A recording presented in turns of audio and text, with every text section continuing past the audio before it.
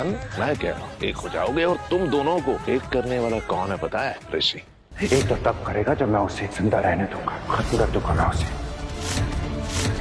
यहाँ पर तो होली के स्पेशल दिन पर सुमन, तीर्थ, ऋषि तीनों मिलकर साथ खेलने वाले हैं। जी हाँ दोस्तों, यहाँ पर तो देविका और विक्रम बहुत मुसीबत में फंस जाने वाले हैं, क्योंकि सुमन मित्तल हाउस पर लौट कर वापस आई है और देविका को सबक सिखाने के लिए और अपने बच्चे के साथ वापस लौटने आई है। जी हाँ दोस्तों, लेकिन यहाँ पर तो ऐसा होने वाला है कि होली के स्पेशल दिन पर विक्रम ऐसा कदम उठाने वाला है कि ऋषि को मुसीबत में फंसा देने वाला है, ऋषि पर अटैक करने वाला है। होली के स्पेशल दिन पर विक्रम और देविका दोनों मिलकर। जी हाँ दोस्तों, आगे शो में धमाकेदार ट्विस्ट मिलने वाला है। आगे देखने के लिए जुड़े रहे किरण सीरियल स्टोरी के साथ।